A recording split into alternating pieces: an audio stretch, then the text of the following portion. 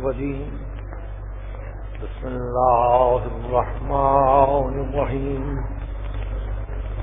الحمد لله الذي لا يفره المنع والجمود ولا يقضيه الإعطاء والجود إذ كل معط منتقص سواه وكل مانع مذموم ما خلاه هو المنان بفوائد النعم وعوائد المزيد والقسم ما اختلف عليه دهر فيختلف منه الحال ولا كان في مكان فيجوز عليه الانتقال جلت عظمته والصلاة والسلام على سيد أصل ما في الوجود سر الله في كل موجود نقطة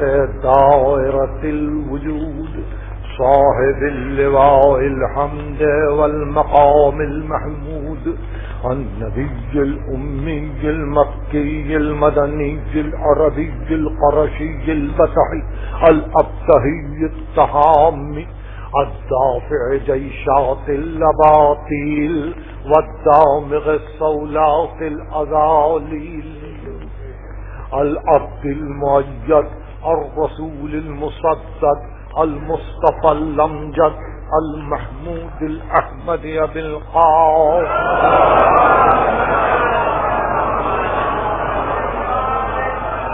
وأهل بيته الطيبين الطاهرين المعصومين المظلومين الذين أذهب الله عنهم الرجس وطهرهم تطهيرا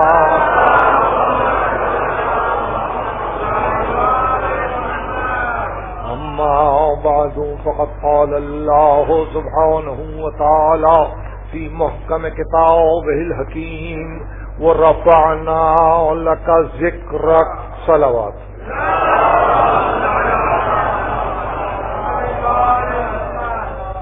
آپ نے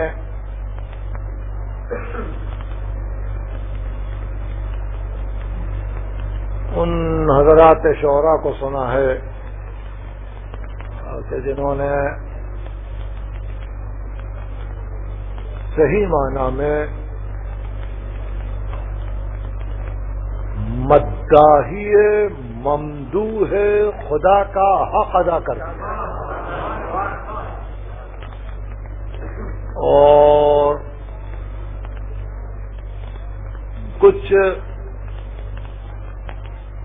آپ نے ایسے افکار بھی سنے کہ جو یقیناً اس قابل ہیں کہ ان کو بہر قیمت محفوظ کیا جائے. یہ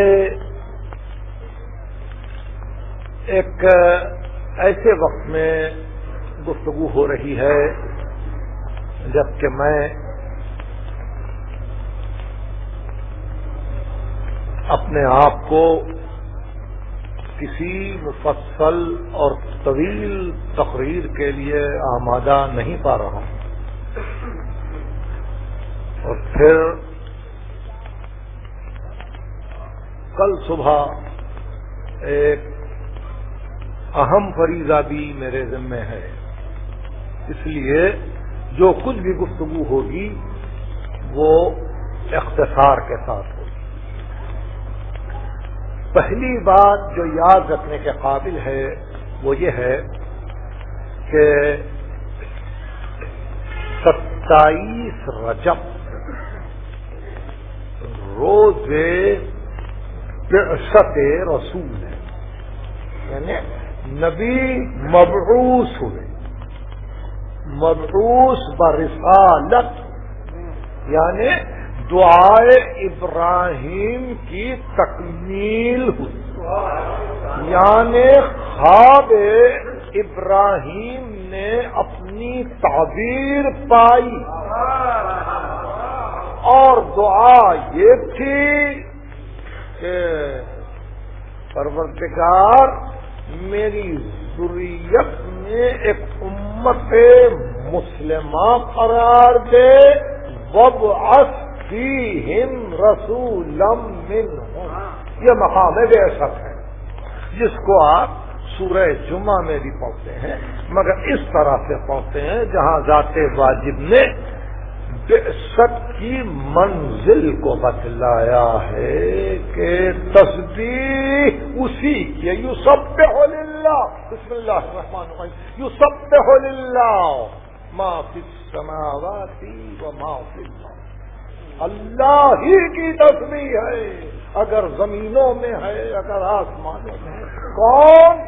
الملک القدوس عظیم حکیم، وہ جو ملک ہے، قدوس ہے، خالق ہے، حکمت والا ہے، اس نے مبعوث کیا ہے، هو الذی بعث فی الامین، اس نے مبعوث کیا ہے۔ پہلے اس میں ذات کو لیا، اس کے بعد 4 اس میں صفات بیان کیے، ملک، قدوس، عزیز، حکیم، کہ اب بعثت کی منزل پر غور و فکر کرنے والے کے لیے کوئی مقام میں شک نہ ہو کہ کس نے بھیجا، کس طرح سے بھیجا، کیسے بھیجا۔ سب 20ویں رجب روز بعثت، شب 27 معراج۔ اب بعثت کو سمجھنے کی کوشش کیجئے۔ معراج سفر من الخلق الى الحق،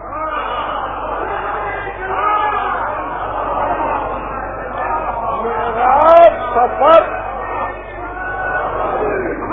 سفر من الخلق الى الحق، بعثت سفر من الحق مع الحق الى الحق،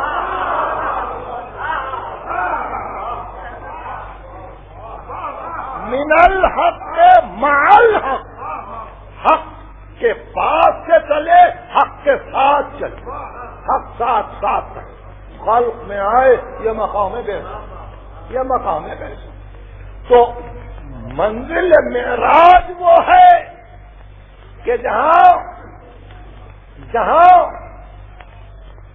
سعادت بشر اپنے کمال پر پہنچے،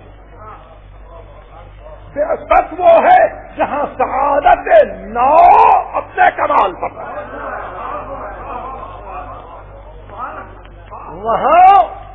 وہاں خصوصیت ایک تھی، یہاں رحمت میں عمومیت، وہ معراج یہ بعثت، وہ معراج یہ بعثت۔ تو ایسی منزل پر ارشاد ہوا کہ وہ ملک کہ جس کے لیے سزاوار ہے مول، وہ جو طاہر ہے، وہ جو قدوس ہے، وہ جو پاک و پاکیزہ ہے، وہ جو غالب و توانا ہے، وہ جو حکمت والا ہے، جانتا ہے، سمجھتا ہے، ہر چیز کی انتہا سے واقف، اس نے بھیجا ہے، اس نے مبعوث کیا ہے، اس نے بھیجا ہے، اس لیے بھیجا ہے یتلو علیہم آیات ویزکیہم ویعلمہم الکتاب والحکمہ، کہ آیات الہی کی تلاوت کرے، انسانی نفوس کا تزکیہ کرے اور کتاب و حکمت کی تعلیم دے۔ وہ اس سے پہلے اگرچہ گمراہی میں تھے، اور پھر یہی نہیں کہ اسی دور کی حد تک ہو، اور ان کے بعد بھی آنے والوں کے لیے ہے کہ جو ابھی ملحق نہیں ہوئے، سورہ جمعہ ان کے بعد آنے والوں کے لیے بھی ہے۔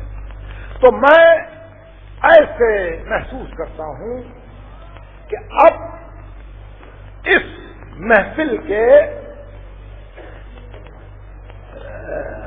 گویا فکر و تعقل کے 2 حصے کر دیے جائیں، ایک معراج، دوسرے بعثت۔ تو اب تک گفتگو معراج پہ ہو چکی. حضرات شعراء نے وہ حق ادا کر. اب گفتگو بعثت کہ وہ مبعوث ہوا. وہ مبعوث ہوا تو آپ کو تعجب یہ ہوگا کہ سارے کلمہ پڑھنے والے خدا کو ایک ماننے والے قرآن کی تلاوت کرنے والے اگر ان کے دلوں کو ٹٹولا جائے اور ان سے اگر پوچھا جائے کہ بتاؤ وحی کی حقیقت کیا ہے اور بتاؤ کہ ایک بندہ کس طرح سے بلند ہوتا ہے کہ اس کی قوت دراکا وحی الہی کو قبول کرے، تو اس مقام پر میں نے بڑے سے بڑے مفکر کو گھبرائے ہوئے دیکھا، پریشان دیکھا. وہ بتلا ہی نہ سکا اس لیے کہ بتلائے وہ جس کو پہلا کوئی تجربہ ہو.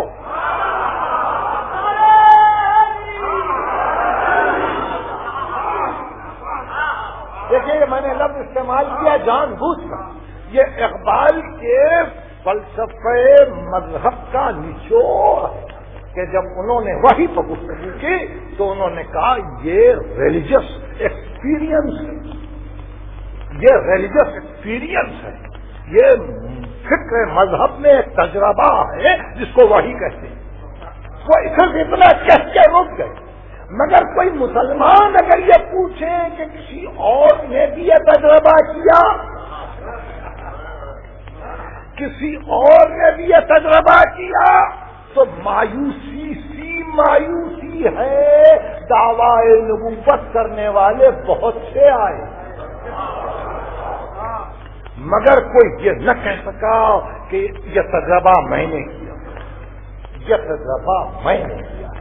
اور پھر اس عزم اور قوت اور یقین کے ساتھ تو یہ کہے کہ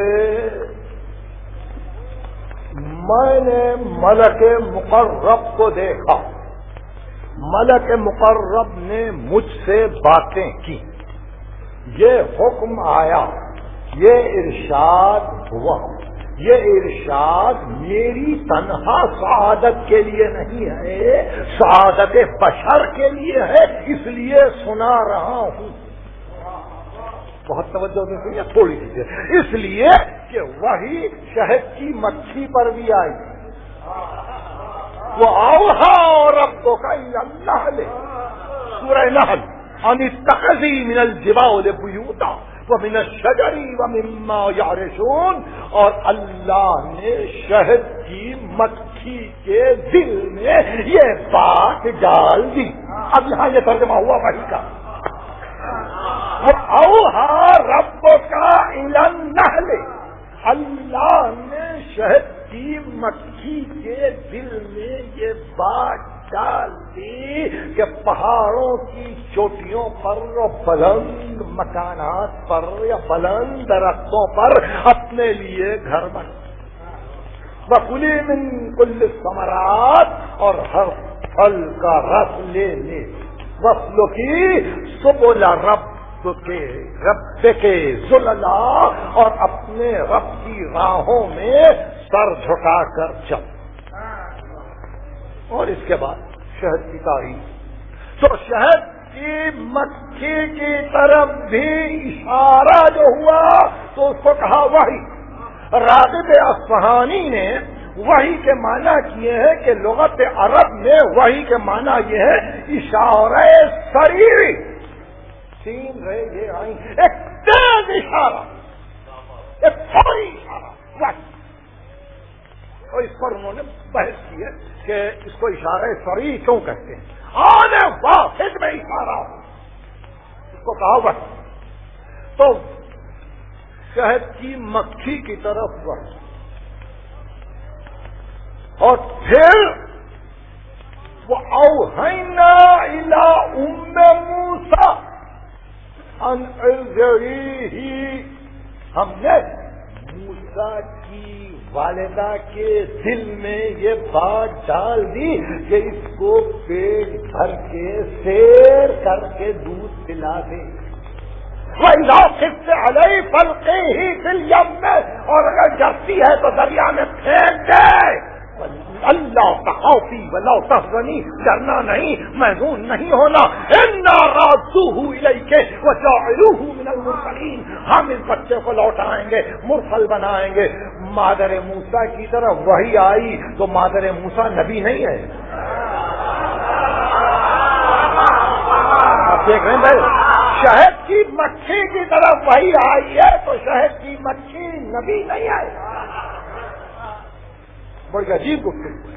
اور پھر وہ اوہا فی کل سماء امرہا، ہر آسمان میں اس کے حکم کی وحی کر دی گئی. آسمان نبی نہیں ہے. سورہ زلزال، بسم اللہ الرحمن الرحیم، اذا زلزلت الارض زلزالها واخرجت الارض اثقالها وقال الانسان ما لها يومئذ تحدث اخبارها بان ربك اوحى لها. اللہ نے زمین کی طرف جو وحی کی تھی وہ وحی تمام واقعات کو سنا رہی ہے. وحی آئی زمین کی طرف، زمین نبی نہیں ہے. تو آپ نے دیکھا کہ ایک طرف تو کسی نے یہ کہا نہیں کہ میں نے تجربہ کیا ہے، اور اگر کوئی کہہ بھی دے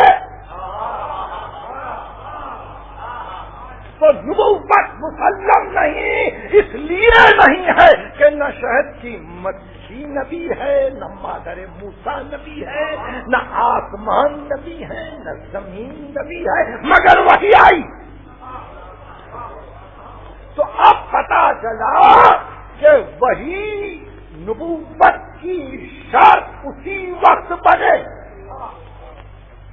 جب انسان اس تجربے سے باہر ہو کر، میں کچھ اپنے حدود سے آگے بڑھ رہا ہوں، اس تجربے کی قید سے باہر ہو کر اور اس محاورے کو چھوڑ کر یہ اعلان کرے کہ وہی واو ہے، یہ وہی نبوت قرار پائے گی جہاں خود وہی سے اعلان ہو کہ یہ نبی ہے.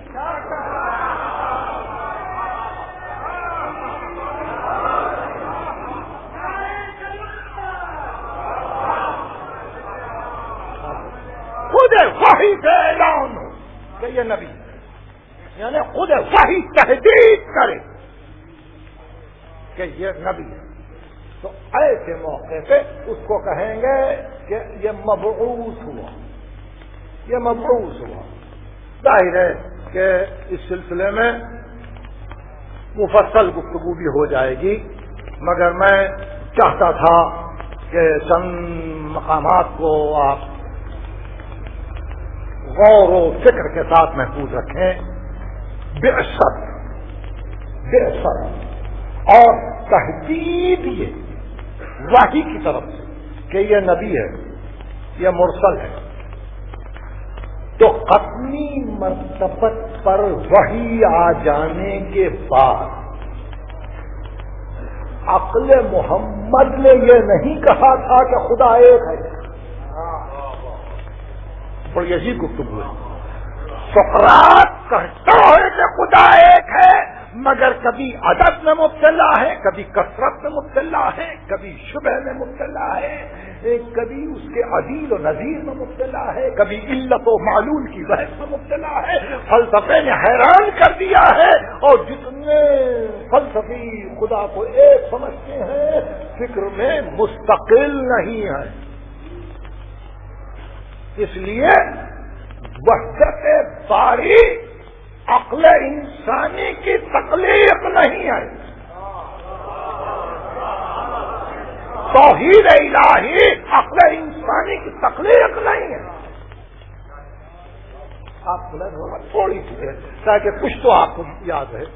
توحید الہی بھی وحی کے ذریعے ہے، وہ بھی وحی کے ذریعے ہے. قل انما یوحا الیہ، سورہ انبیاء، انما یوحا الیہ انما الہکم الہ واحد فہل انتم مسلمون۔ تم کہو اے رسول کہ مجھ پر وحی آئی ہے کہ تمہارا الہ ایک ہے، کیا تم مسلم بنو گے؟ یعنی توحید عقل نبی کی تخلیق نہیں ہے، وحی آئے تو خدا ایک ہے۔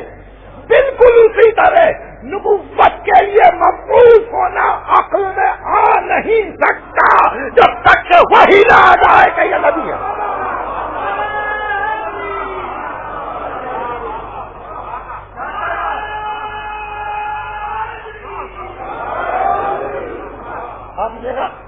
پہلی منزل توحید، وہاں عقل جا نہ سکی جب تک وحی نہ آئے۔ دوسری منزل نبوت، عقل جا نہ سکی جب تک کہ تحدید وحی نہ ہو۔ اب اس سلسلے میں تیسرے رکن کو جو مسلمان مان رہے ہیں درمیان سے رکن کو چھوڑتے ہوئے، وہ قیامت، کہ قیامت کو عقل ثابت کر سکتی ہے؟ بالکل نہیں، بالکل نہیں۔ جہاں عقل ہے وہاں انکار قیامت ہے۔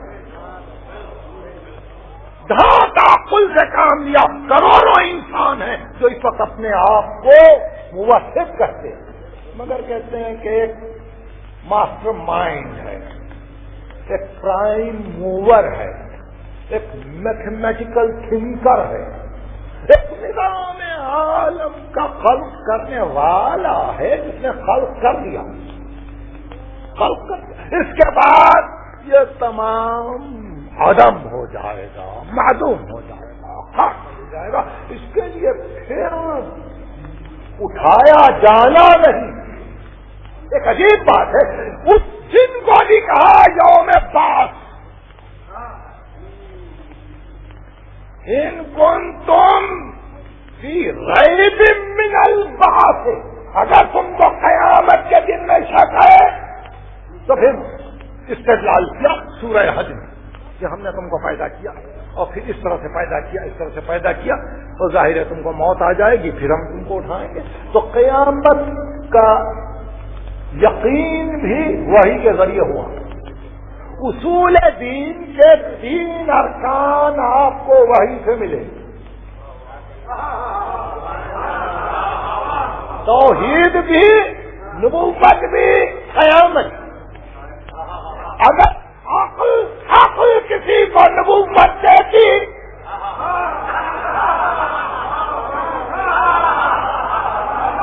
اگر عقل کسی کو نبوت دیتی تو اسی عقل کو شیوا تھا کہ پھر سلسلے نبوت کو بھی باقی رکھتی۔ عقل نے نبوت دی ہی نہیں۔ بہت تو جس نے بعثت کی حقیقت کو جانا ہی نہیں، جس نے بعثت کی حقیقت کو جانا ہی نہیں، وہ اس بات سے اڑ گیا کہ فیصلہ انتخاب کرے۔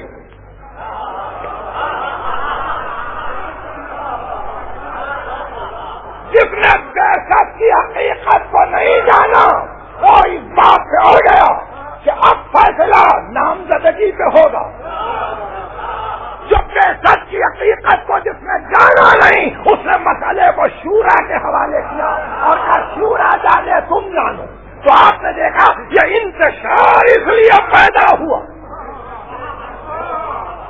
پہلا قول دوسرے عہد میں نہیں رہا، دوسرا قول تیسرے عہد میں نہیں رہا، تیسرا قول چوتھے عہد میں نہیں رہا، اور اس سے پتا چلا کہ صحیح معنی میں دنیا چونکہ بعثت ہی میں ٹھوکر کھا رہی تھی اور سمجھ نہیں سکتی تھی، اس لیے وہ یہ سمجھ گئی کہ جیسے نبوت ایک انسان کو مل گئی،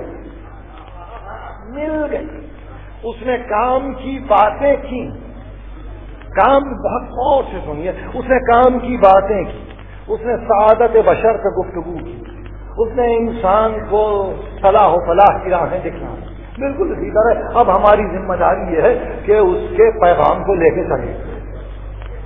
تو جتنی وقت اس نگاہ میں نبی کی تھی, جتنی وقت اس نگاہ میں نبی کی, وہ اسی سطح سے ایک وسیع بھی چاہتے تھے.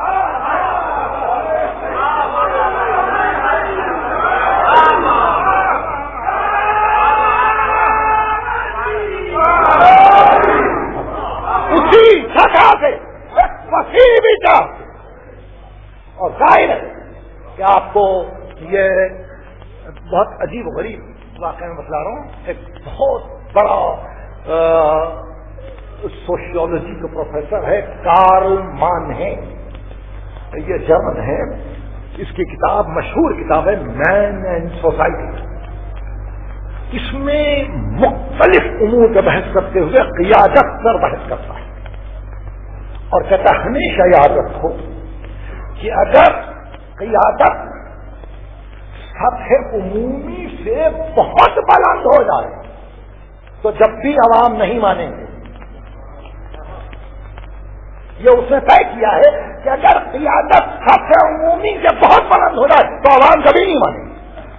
اس لیے قیادت کو ہمیشہ ذرا سا بلند رکھو, ذرا سا, تاکہ اگر چاہتے ہو ارتباط تو ذرا سا بلند رکھو. زیادہ بلند رکھیں گے قیادت کو تو قیادت گزر جائے گی, نیابت نہ مل سکے گی, پھر وقت ہو کر کھلائے گا اور انسان پریشان ہوگا. یہ کارل مانہیم کے الفاظ ہیں. تاریخ عرب کو ہم نے دیکھا, انہوں نے نبوت کو جس انداز سے سمجھا تھا, بعثت کو جس انداز میں سمجھا تھا, اسی انداز میں لے کے اس کو آگے بڑھ گئے. دیکھیے مجھے آپ معاف کریں, میں آپ کے حدود میں دخل دے رہا ہوں, یہ آپ کی حدیں تھی معراج, مگر واپس آنا پڑا. ہوا کیا؟ ہوا یہ کہ سب چونکہ سمجھ میں نہیں آتا, اس لیے بڑے بڑے عقلاء نے انکار معراج جسمانی کر دیا, معراج جسمانی کا انکار. اور بعضوں نے یہاں تک کہا علماء اسلام نے کہ یہ خواب کا عالم تھا, خواب میں دیکھا. بعضوں نے کہا حدیث ضعیف ہے, بعضوں نے کہا حدیث ضعیف ہے. اور میں ایک بات کرنا چاہتا ہوں, یہ حق صرف ہم کو پہنچتا ہے, یہ حق صرف ہم کو پہنچتا ہے کہ معراج سے گفتگو کریں. کیوں؟ اس لیے کہ آپ کسی راوی کو بتلا دیجیے عالم اسلام میں کہ جس نے معراج سے صحیح طور سے روایت کی ہو, یا میں دو راوی پیش کرتا ہوں جس نے تفصیل معراج کی دی, دو, اور دونوں کا جواب اس کائنات میں نہیں, اولین و آخرین میں نہیں. ایک امام زین العابدین, دوسرے امام صادق.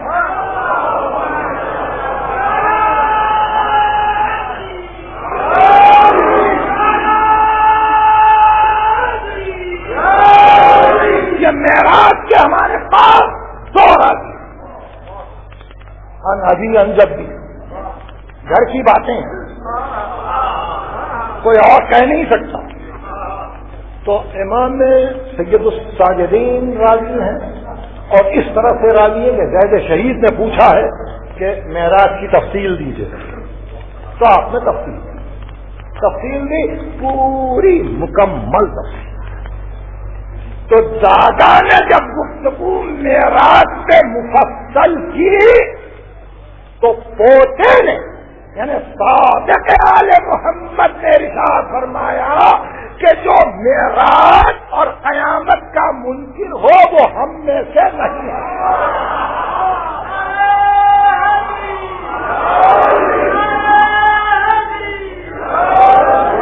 دیکھیے میں اس حدیث کا جواب چاہتا ہوں عالم اسلام میں, ستہ میں بتا دیجیے, کسی مقصد فقہ میں یہ زور بتائیے کہ معراج کا منکر ہم میں سے نہیں ہے.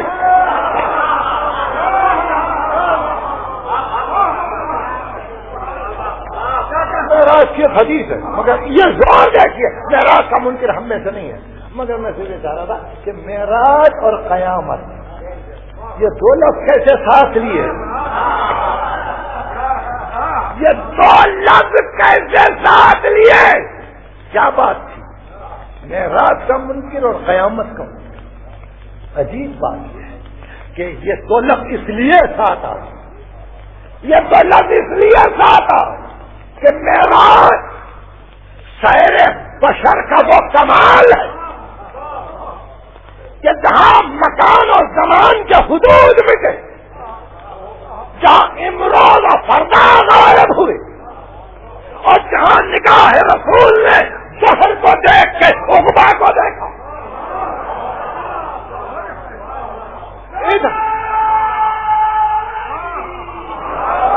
ادھر بھی دیکھا، ادھر بھی دیکھا، ادھر بھی دیکھا، اور وہیں سے آ کے تفصیل محشر دی، معراج سے واپس ہو کے کہا میں نے یوں دیکھا، جنتوں کو یوں پایا، جہنم کو یوں پایا، یعنی محشر کی جو تفصیل دی ہے وہ معراج کی واپسی کے بعد ہے۔ یہ معصوم ہی بہتر جانتا ہے اس امر کو کہ ملایا حدیث میں دو جملوں کو کہ جو معراج اور محشر کا منکر ہو وہ ہم میں سے نہیں ہے۔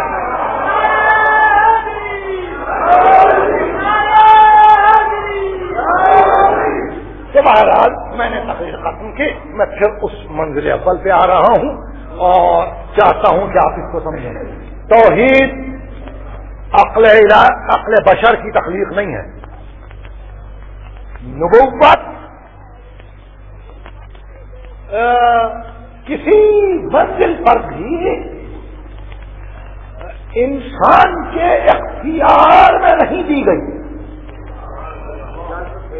یہ دوسرا رکن۔ آپ تین ہی ارکان کو مانتے ہیں، توحید، نبوت، قیامت۔ تو توحید وہی، نبوت وہی، قیامت وہی۔ اب دو منزلیں اور رہ جاتی ہیں، وہ دو منزلیں ایسی ہیں کہ جس کے لیے اب مجھے بحث کرنے کی ضرورت نہیں، اس لیے کہ توحید جہاں منطبق ہو، جہاں اپلائی ہو، وہاں عدل ہے۔ اگر توحید ثابت نہیں ہے، عدل ثابت نہیں ہے، اس لیے اگر توحید وہی سے ہے تو عدل بھی وہی سے ہے، یعنی توحید الہی کا انتفاع عدل، یعنی توحید الہی میں سمجھیت کا ظہور، سمجھیت کا ظہور، احدیت کا ظہور، نظام کل میں ایک رنگی ہو، ہم آہنگی کا ظہور عدل سے ہے۔ توحید وہی سے ہے، لازمہ عدل ہے۔ بالکل اسی طرح نبوت منطبق ہو جائے تو امامت ہے۔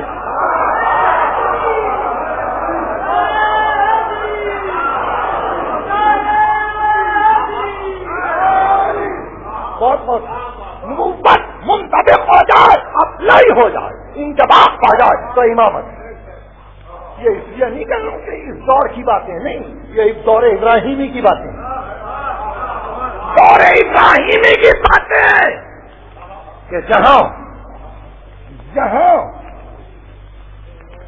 انسان بنایا، مسلم بنایا، متقی بنایا، ولی بنایا، اور قرب کمال دے کر خلیل بنایا، خبر پہنچانے کی منزل پر لا کر نبی بنایا، مقام رسالت پر پہنچا کر رسول بنایا، اور اولو العزم انبیاء کی فہرست میں لا کر اولو العزم بنایا۔ اب ایک کے بعد ایک درجہ ہے، یہ طول ہے، یہ عرض نہیں ہے، یہ طول ہے، یعنی پہلے الف پڑھو، پھر مرکب لفظوں کو پڑھو، پھر جملے بناؤ، پھر قواعد پڑھو، پھر صرف و نحو پڑھو، پھر معانی و بیان پڑھو، پھر دوسرے علوم کی طرف جاؤ. یہ طول میں ہے. پہلے مسلم تو بنو، مومن بنو، متقی بنو، ہمارے دوست بنو. جب ہم اختیار کریں علم کے ساتھ، لقد اخترناہم علی علم علی العالمین، تو پھر نبوت، رسالت، خلت، اور پھر سب دے چکا، سب دے چکا اس ارتقاء کی منزل پر. انی جاعلک للناس اماما.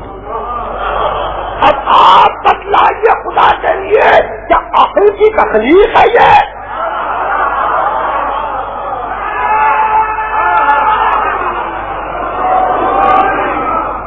یہ عقل کی تخلیق ہے؟ نہیں ہے، عقل کا کام ہی نہیں ہے. تو آپ خواہ کے کیوں پریشان ہو رہے ہیں اتنے صدیوں سے کہ عقل اس کو نہیں مانتی، عقل اس طرح سے تسلیم نہیں کرتی. عقل تو تسلیم ہی نہیں کر سکتی،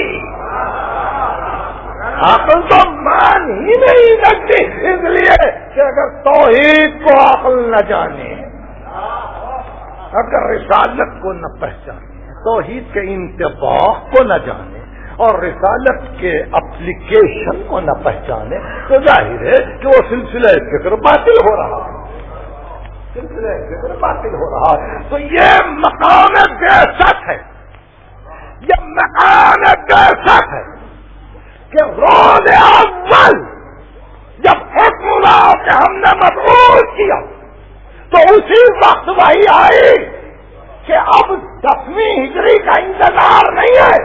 روز اول پوچھو کون ہے میری مدد کرنے والا؟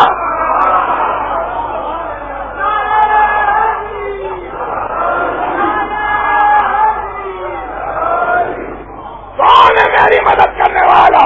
تو میرے نبی گھبرانا نہیں، اس لیے کہ یحییٰ صغیر سن تھے مگر علیم تھے. میرے نبی گھبرانا نہیں، اسماعیل صغیر السن تھے مگر حلیم تھے.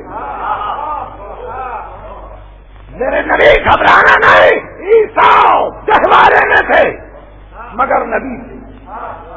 اس لیے اگر کوئی چھوٹا بچہ کھڑے ہو کر یہ کہے کہ میں ہوں آپ کا مددگار،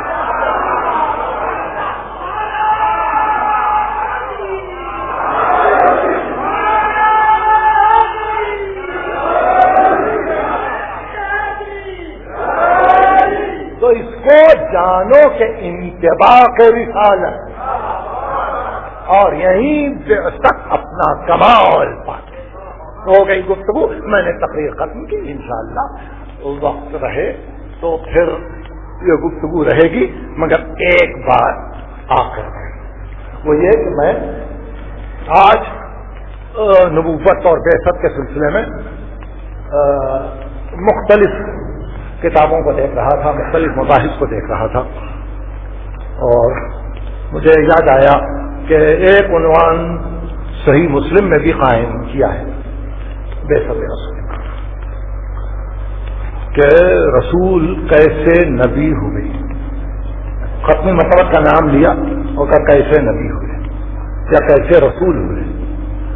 تو وہ تفصیلیں لکھتے ہیں کہ ایک مقام پر گئے، فرشتہ آیا، اور جو کچھ تفصیل ہے آج آپ نے اخباروں میں دیکھا ہوگا، کچھ عجیب تفصیل تھی.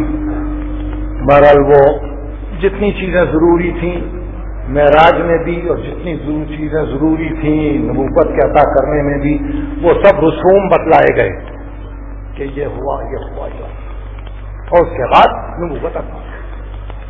بس میں ایک ہی جملہ کہنا چاہتا ہوں کہ نبی اس بلندی سے اترے اور یہ آواز دیتے ہوئے اترے. یہ صحیح مسلم اردو ترجمہ ہو چکا ہے بند روڈ پہ.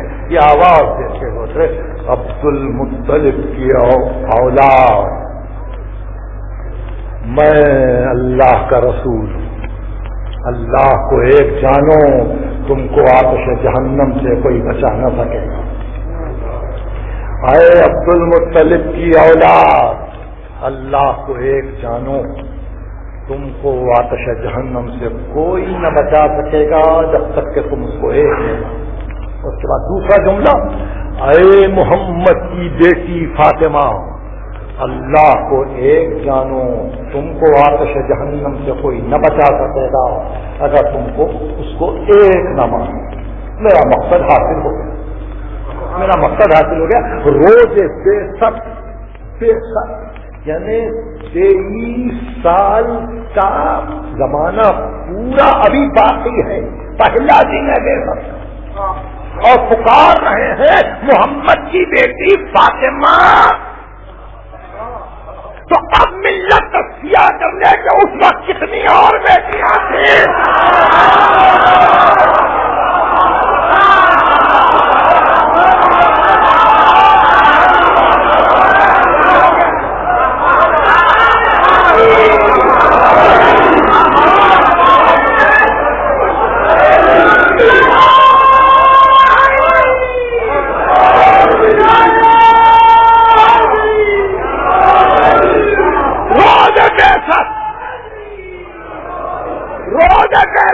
آباد رسول یہ ہے، یہ نہیں ہے محمد کی بیٹیوں، نہیں، یہ صحیح مسلم ہے، اردو ترجمہ ہو چکا ہے۔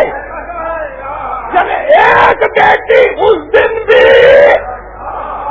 اور آج تک بھی خدا